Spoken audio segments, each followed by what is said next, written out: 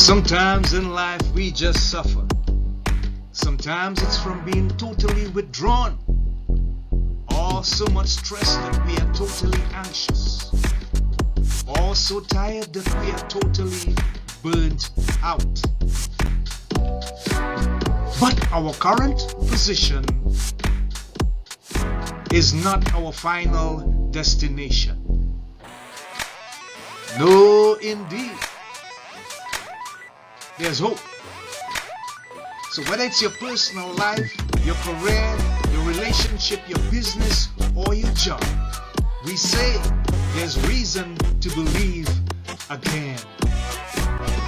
And we present from Andy's personal development, the breakout room. It's the place for health, happiness, and prosperity.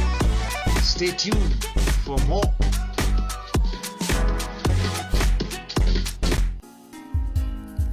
Hi, my wonderful people. This is Andy of Andy's Personal Development, and we are currently live in the breakout room.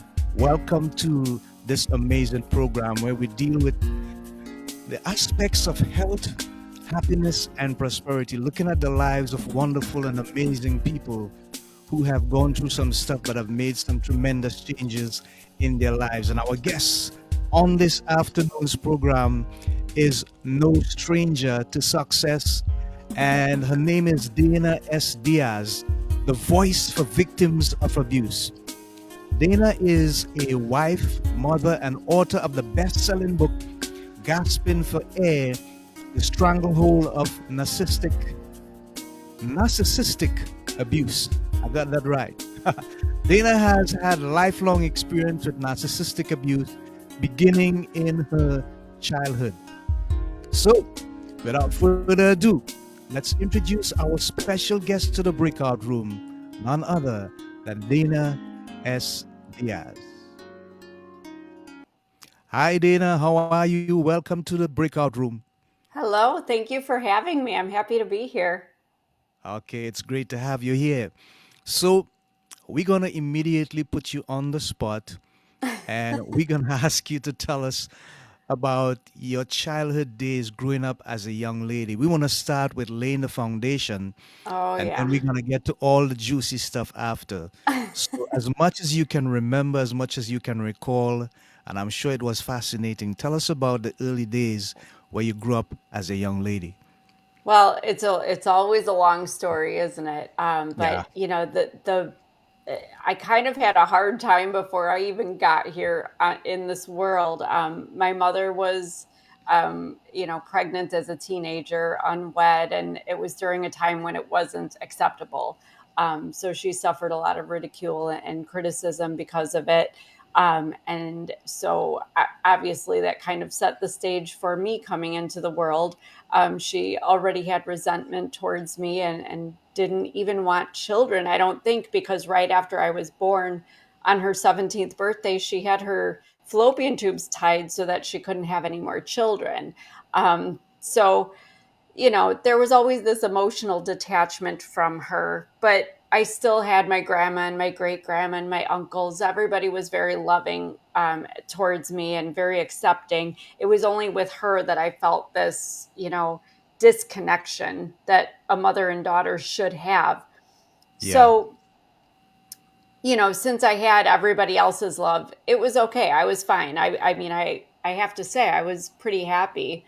We didn't have much, but we didn't need much because we had each other. And really, I Mm-hmm. mean, like the Beatles song, all you need is love, right? So everything was Yeah. good. But then my mother decided she met somebody and she was getting married. I had not really liked this person from the time she started bringing him around, but Mm-hmm. I was just a kid. What did I know? Couldn't put my finger on it. But Yeah. once Yeah. she took me and we went to move in with him, that's basically when my life took a big left turn that I wish it hadn't taken. But he was, and I didn't know this back then, but he was like the king of all narcissists. Just Wow. very, I mean, he's still this way. Just one of these people that he's the best. Nobody can tell him anything. And he has to have all the brand name, most expensive. If somebody else gets something, he'll go out and get a better one. One of these people just Yeah. very bragged about everything. And, of course, my mother was significantly younger than him. So looking back, it's no surprise he went for this much younger, very attractive woman because he was no Brad Pitt, let's put it that way. So either way, my mother worked a lot, and still was very detached from me, but okay, fine. She left me with him a lot though, and that's where the problem started. It started Mm. with little things like just like he would verbally just attack me out of nowhere, Yeah. and tell me nobody ever wanted you. You shouldn't even be here. Nobody's going to love you. Your mother doesn't even love you. And this was all the time. And then it was, when I would stand up for myself, because I was a fiery little peanut, Yeah. Yeah. I would say, don't talk to me like that. You're not my father. You're not allowed to say those things to me. Then he would start gripping me, like either on the arm, or sometimes I'd be running away from him or crawling away if I was on the floor, and he'd grab my ankles, just gripping me too tightly to where I had Hmm. hand marks and bruises. Yeah. And then as I got older, we moved into hitting me with things, slapping me, hitting me a little too hard to where I went to school with marks on me, and bruises that I had to excuse, with random things that I could come up. I walked into a door. Oh, I must have tripped and fallen at home somewhere, because it was embarrassing to be taken out of class, taken to the nurse's office, and what they do if they have to report something is they take out this piece of paper with a general outline Yeah. of a human body, and they start having you take pull your sleeves up and your pant legs, and they mark on this paper where you have marks, bruises, anything of concern. And Yeah. this happened a lot. But then by the time I was much older and a little mouthier, standing up for myself and using language that, I hate to say it, probably wasn't right, but I was so angry that it was still going on, and all these things he was telling me, I was, not using not the nicest language towards him. Then it would get me worse abuse physically, Yeah. to the worst thing that happened was being strangled, to the point where I was blacking out, and I honestly thought I was going to die that night.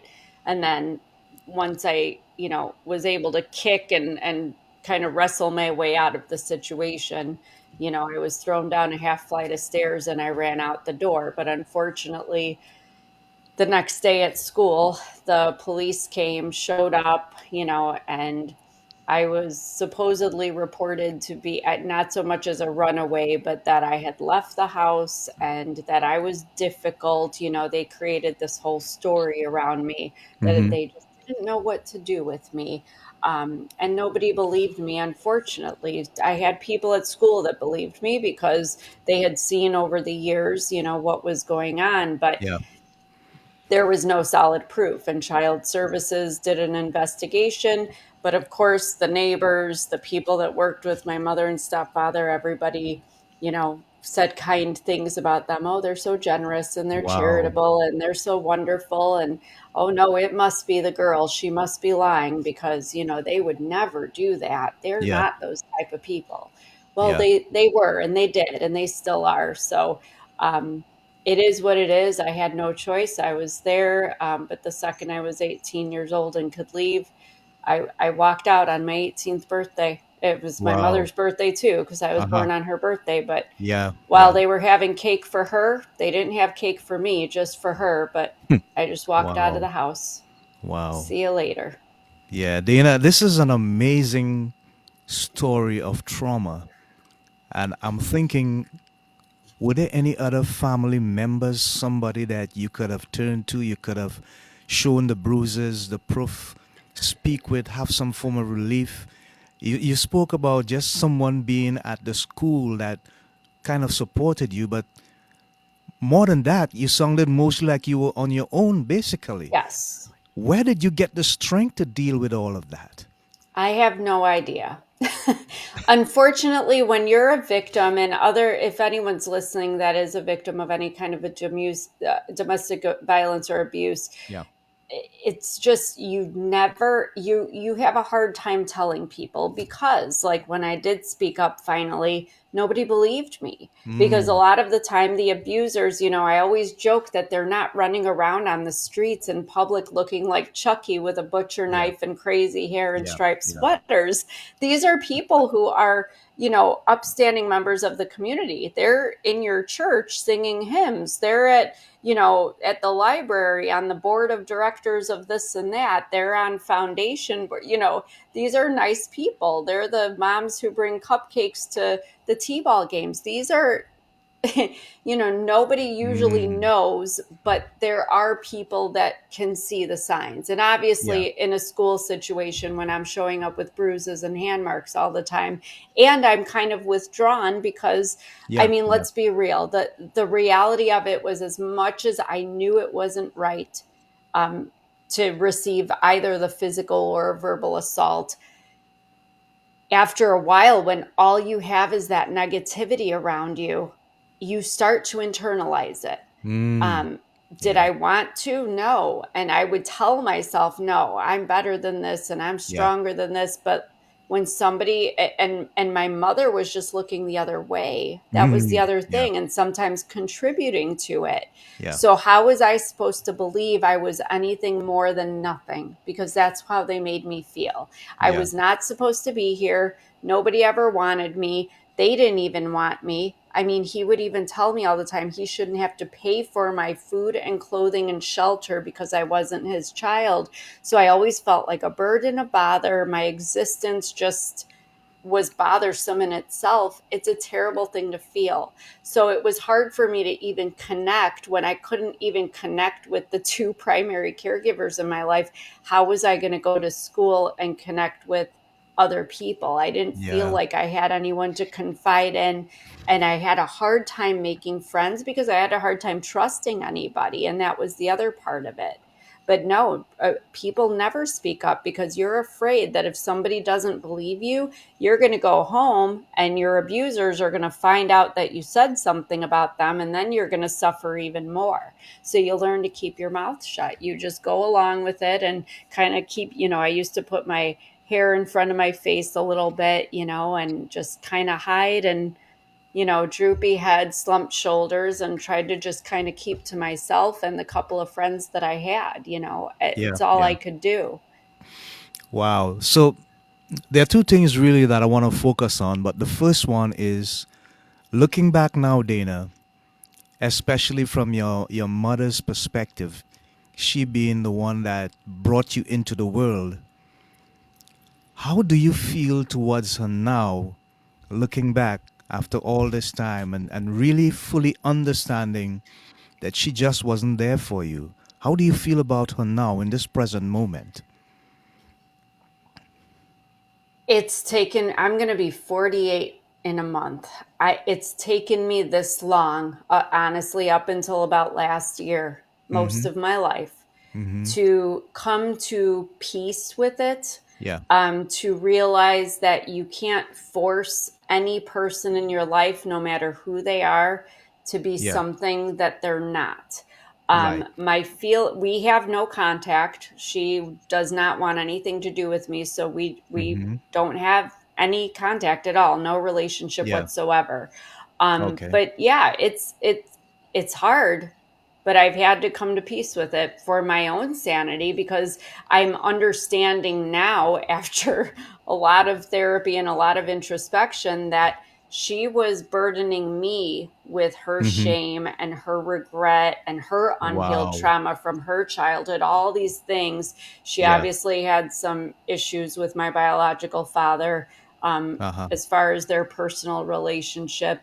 Um, but she put it all on me, and I had been carrying it in my heart, the burden of that and the responsibility of it, that shame mostly, for my whole life. And once I was able to tell myself, it's okay to let it go. Like, it's not easy to let it go, but for me to say, I don't have to feel what she felt about me. It's okay for me to feel like a valid, worthy, deserving human being Mm-hmm. after all this time, Yeah. despite everything she made me feel. Yeah.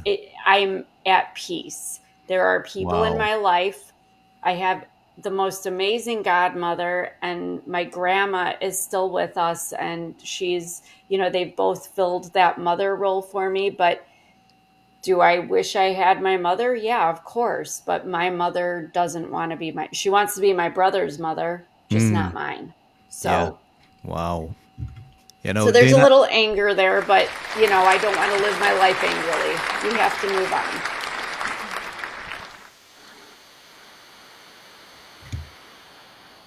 I'm just giving you an applause there because you sound so clear, and that process of healing means that you would have embodied it, and it has made you a much better and stronger person. And also, Yeah. having been through the things that you have been through, and you're 48, you still look wonderful. Well, So thank you. that's great. That's really great. The second thing is, Dina, you said you left at 18. And what happened after that? Where did you go? How did you find yourself after that?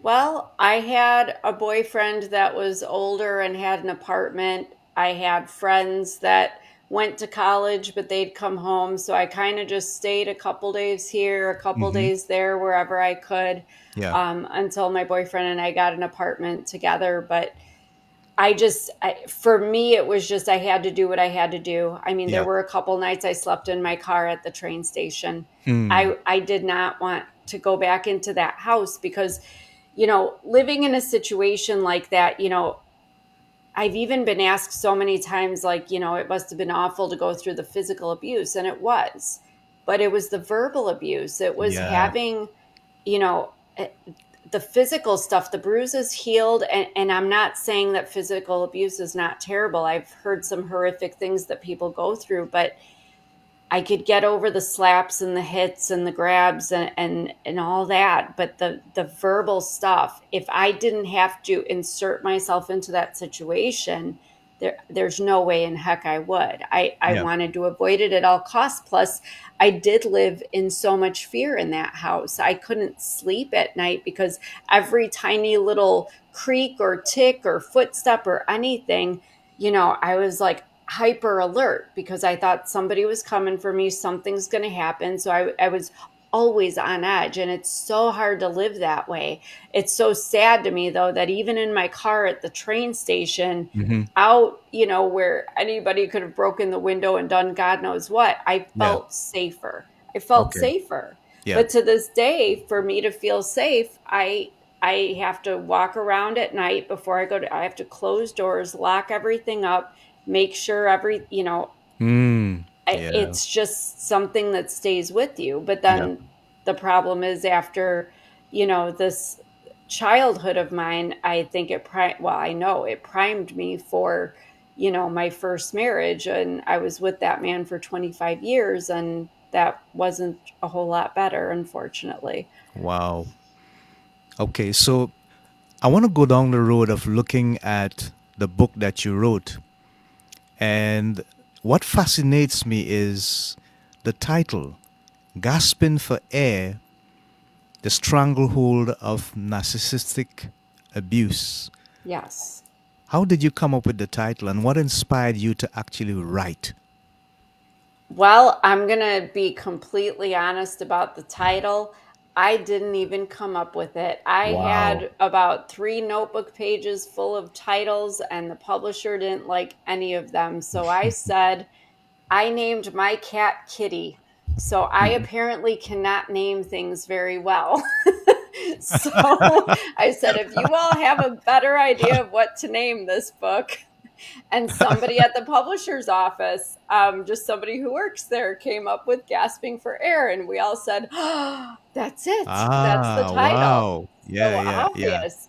But what it alludes to, and where this book came from is it's about my 25-year long relationship and marriage, Hmm. um, that I endured with an abusive narcissist Yeah. that was very much like my stepfather, but hurt me in so many other ways. Yeah. And by the end of it, I was living in my basement for my own safety and protection. And I was scared for my life because he actually even had told the neighbors he was going to kill me and he Hmm. was making threats on his life and mine. So I was a little concerned, Yeah. reasonably so. So I started keeping a notebook of just anything bad that he said or what that happened, if he texted or emailed something. Hmm. Because if something happened, I was afraid he'd make it look like an accident Yeah. or justice would never be served.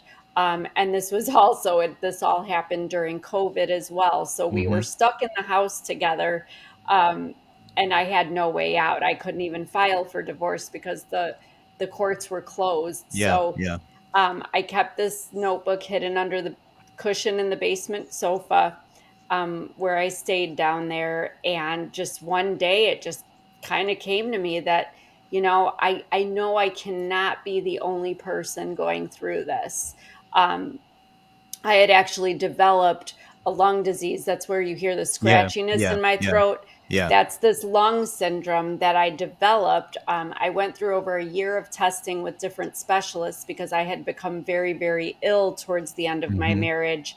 Hmm. And Mayo Clinic actually discovered that I had had so much cortisol, which is a stress hormone, Yeah. Yeah. running through my body for so long. I remember the doctor saying, "You must be living in so much fear." I said, Mm. yeah, I'm afraid for my life every Yeah. day."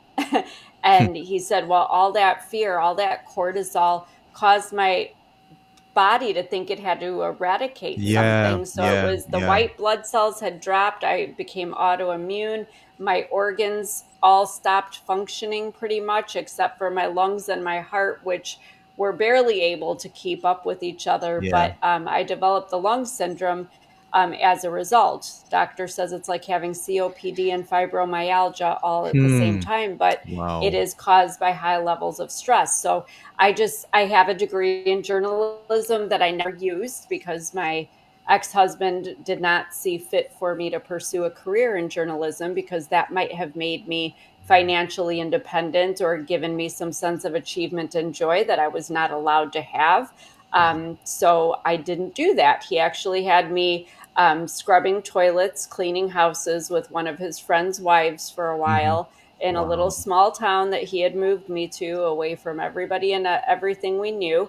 Yeah. Um, so yeah, so I thought at the end, I'm like, I don't think people understand that you think you're staying in a situation for your kids or, because of whatever money or whatever, religious reasons, personal reasons, family reasons, but it can kill you. I don't think Yeah. people get that it can actually destroy your body. Mm. So when the doctor finally said, your body is actually shutting down, I mean, I couldn't even tear toilet paper off the roll. I couldn't pick up dryer sheets. I couldn't hold anything. Everything was just, nothing was working in my body. I just decided that it had to be done. It had to be done. And I was going to write this book because I knew there were other women and maybe even men too that were suffering, or that if I could help them understand what the potential consequences of staying in these situations would be, then maybe I could help somebody before they ended up with the lung disease that I have, or with autoimmune conditions, or any other of the physical symptoms that come with, the mental aspects of this. Because at the end of the day, they can say it was stress. It's a stress hormone that did this to me, but it was the fear that was instilled in my head by the verbal abuse and the manipulation and the gaslighting and the financial drain and all these other things that were done to intentionally harm me. Yeah. Dana, your story is so heart touching and moving. And my main concern here is when you get into a space where you have the opportunity to speak to people and you're sharing with them, how do you feel knowing that this is not something that you just studied? Hats off to you because you did journalism and psychology, but you are sharing from the heart because it is real. Your experience is real. It's not a story that you're narrating, But you get the opportunity, like in book talks and so on, to speak with people, Mhm. speaking engagements. How do you feel delivering that information to them and basically being kind of exposed? I was very, very nervous Yeah. when we first went on this venture. Honestly, the day that the book was going to be published, Uh huh. the way publishing works, for those that don't know, I mean, there's months and months that go into it. But on the day you decide to publish it, it's just somebody hitting a button in a certain program, on the computer, and it's published. It's Yeah. officially out there. Yeah. And before they hit that button, I was panicking. I mean, Wow. I was like on the verge of a panic attack, honestly. I was sweating, my heart was just beating. I was nervous, I was out of breath, and I thought, should I be doing this? Do I want to do this? What if there's a backlash?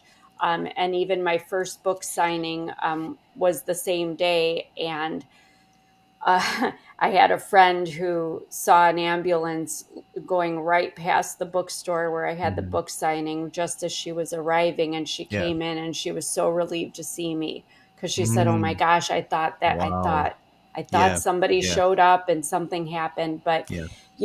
the thing about it is, as I'm going through this, I'm on podcasts, I'm meeting people out in public. There are so many people. It makes me so sad to know how many people are relating to my story. Yeah. But it makes me that much more motivated because I know how important it is for somebody to speak out for all of us. Because I needed somebody when I was a kid. I needed somebody when I was in my former marriage. Somebody to just stand up for me and say, this is wrong. I mean, even after everything in my former marriage, when we had two domestic violence situations after the divorce, Yeah. I went to court for an order of protection and was denied twice. Wow. Wow. Twice, because the judge didn't see that I was in danger after a Mm. knife incident and a gun incident, and one involved my son. I just, I didn't know what Wow. else to do. The system was not working in my favor. So I think attention needs to be brought to these things. And I don't want to be one of those people to sugarcoat it. Is my life wonderful now? Yes. But there's always that, rear view mirror that I kind of glance back at, like, Mm-hmm. what if something creeps up on me Mm-hmm. that I'm not seeing? But Yeah. somebody has to take a stand for people, and I'm willing to do that.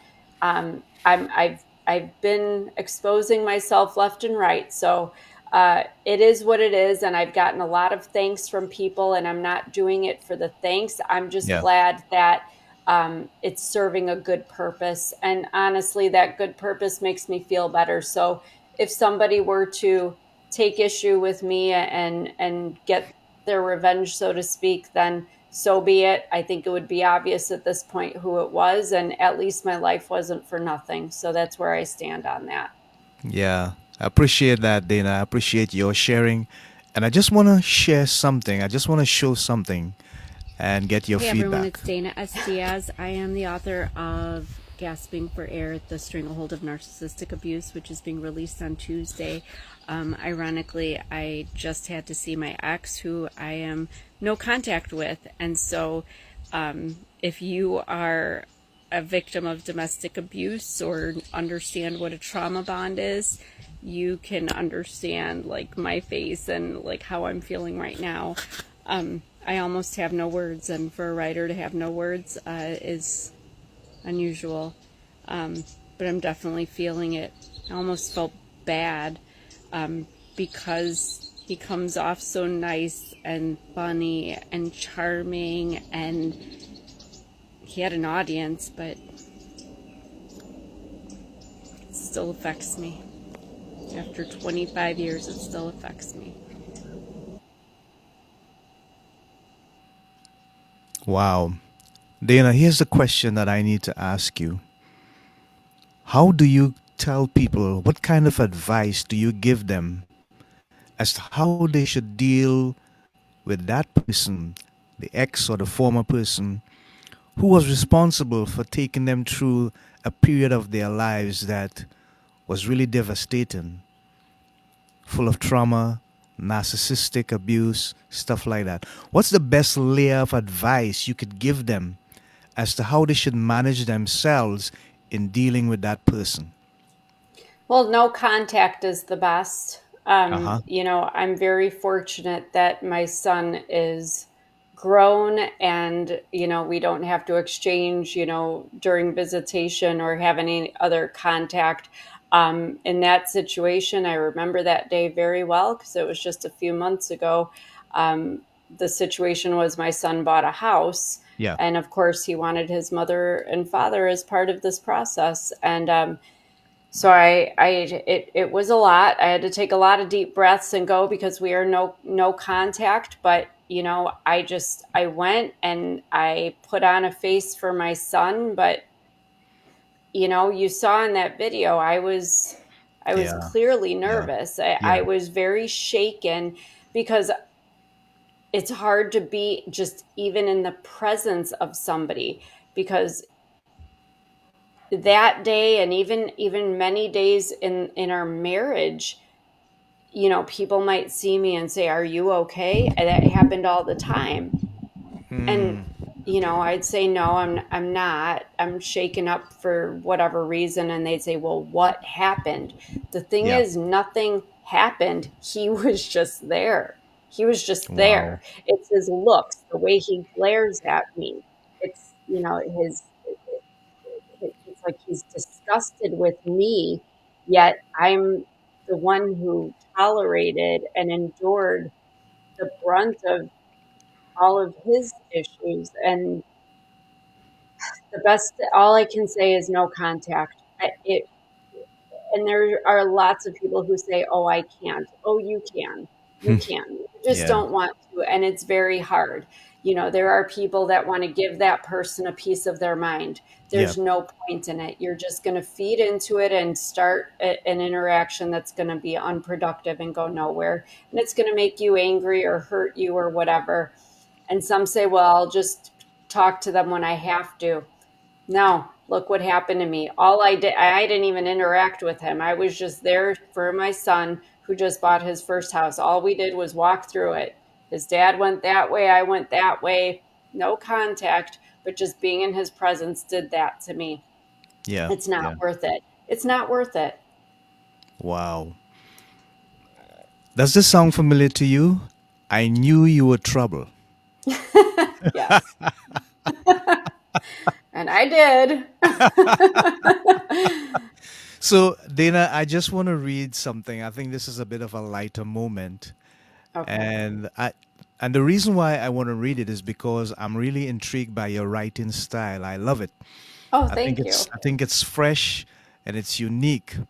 So, bear with me a little bit. Okay. On a gloomy November afternoon in 1995, a dark blonde 20 something walked into the apartment complex office where I worked full time as a leasing agent. In his black leather jacket, blue jeans, and t shirt, he looked like he'd watched too many episodes of Beverly Hills 90210. I love that. He even mimicked the disinterested expression that Dylan, one of the show's main characters, was known for, adding to the impression that even he thought he was too cool, only he wasn't.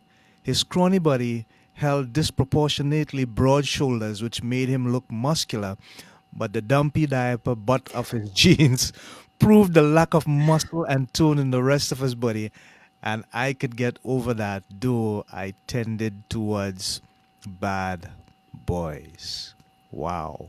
Don't we all, though? I mean, those that like boys. Wow, wow. That is so unique. Well, thank Where, you. where did you get your writing style from? Is there any writer, uh, one authors that impress you so much that you tend to follow their style, or is it just the No, inspiration? it's just the way that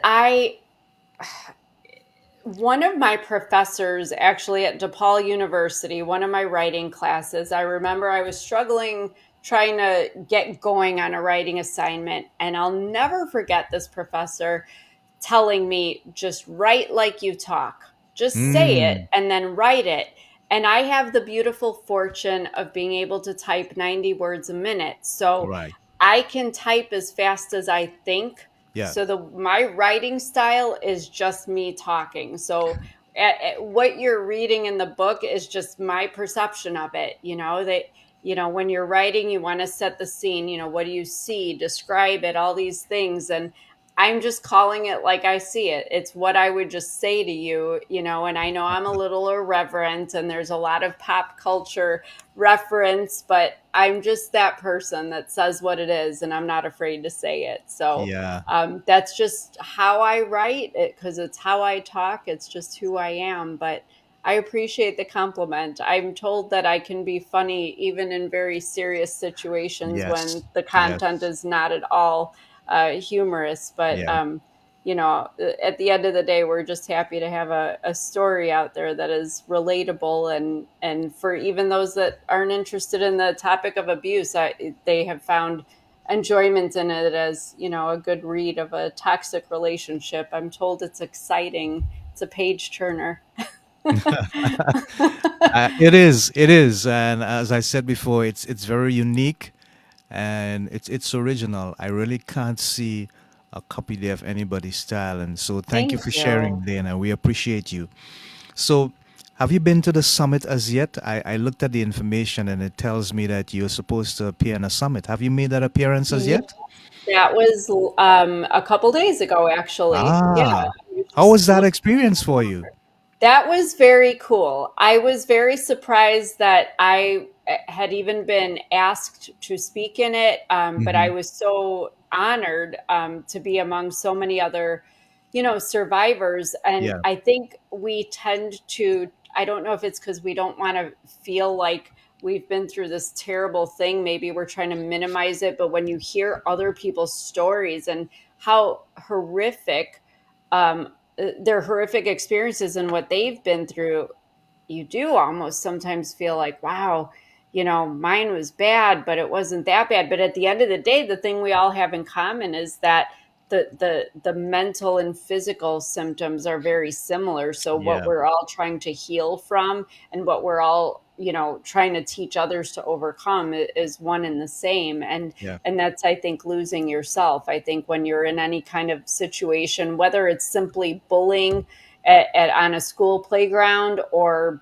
all the way up to domestic violence, Yeah. somewhere in that process of somebody diminishing you in some way, you lose that sense of yourself. And I think the healing process is really about finding your authentic self again, finding your voice and being true to yourself. Because Hmm. I think once you get there and you accept what happened to you and you understand it, from a different perspective, maybe you come to terms with it and you're able to, move on in your life, and not be a victim of your circumstances. Yeah.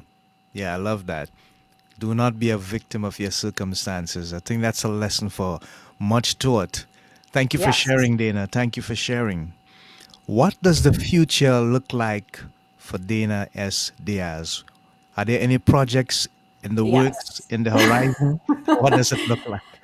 Yes, I am ambitious, I guess. I am in the process of publishing two books at the same time because Wow. apparently doing one was not challenging enough. Ah, So I am currently in the process of getting the prequel to Gasping for Air, which right. talks about my childhood, Yeah. and then the sequel, which talks about my life after that first marriage, in which I did remarry, but we encountered, yes, I should know trouble when I see it at this point, but another narcissist in my life. Ah, Yeah, I'm wow. a magnet for him. So Hmm. I have both of those books. The manuscripts are written, but we're going back and forth right now doing revisions and all that good stuff. So I'm hoping they'll be out by next spring. We're going to release them probably within the same time frame, within a few weeks of each other. So yeah, so that's exciting. And I am set to start a YouTube channel soon. So, in between writing, I might be doing some videos, and I'm still podcasting almost every day. So just Uh-huh. mainly trying to get the awareness out there, and reach out to people and make sure people have resources and know that they're not alone at the very least. But Yeah. life it seems boring to me because I'm just standing around in pajama pants drinking a lot of coffee and on the computer all the time, but there's a lot going on. I'm gonna give you a little something for that, Dana, and thank you for sharing. There we go. Yeah, there we go. There we go. There we go. So, what's the major form of advice that you really would love to give? And I know you have been doing it to victims of this kind of abuse. If you had to compartmentalize it in a pocket form, what would you really want to say to victims all over? There's a lot to say. I just mainly want them to understand that they're not alone in this, because I know that when you're in the situation, I was there. Believe me, as a child and in my former marriage, I felt completely, utterly alone. Yeah. And the depression, the anxiety, all the things that come with that. It's an awful, awful feeling. I've never been suicidal, but I have thought that I didn't want to be living my life anymore. Yeah. And I know that we have lost people, to that devastating feeling. So I just want people to know they're not alone. I have people reach out to me all the time. I'm not a doctor or a lawyer. I can't solve your problems. Only you have the Mm-hmm. power to do that. But Mm-hmm. I just want people to know there is absolutely, absolutely 100%. If you're able to get out of your situation safely and you choose to leave your situation, you can have a most beautiful life. Everything that you could imagine wanting, you can have. Yeah. And I try to be an example of that, because I had no idea. The last domestic violence with my ex-husband was 3 years ago. 3 years, that's not that much time. Yeah. But Yeah. Yeah. between therapy I have undergone and change, I mean, here I am 3 years later. I am, achieving things. I'm a published author. I never even thought I'd write one book, never mind Mm. three. And Yeah. and the outreach, and there's so many resources out there. There's so many people wanting to help, and I know it takes a lot of courage to get out of a situation, but boy, it's so much better on the other side. Yeah. Yeah. It is. Thank you for sharing, Dana. We appreciate your passion and your belief. I just want to ask you a few questions, and it probably will not test you much, but you may have a couple laughs in between. I usually get them. Uh, I want to begin by asking you about food. Okay. And you have a choice, it's one or the other, but you have to say why you chose one. Here we go. Is it Okay. ham and cheese or peanut butter and jelly? Oh, peanut butter and jelly. That was quick. I love peanut butter and jellies. I'm sorry, those Wow. never get old.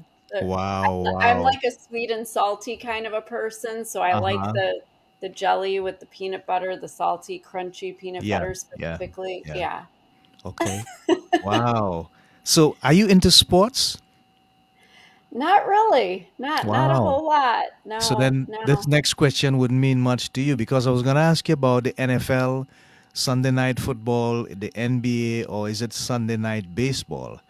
But if you're not into sports really, then you may not even have a choice of one of the three. Yeah, Sunday night Netflix. Horror movies. That's All what I right, like. fair I enough, don't do fair enough, sports. fair enough.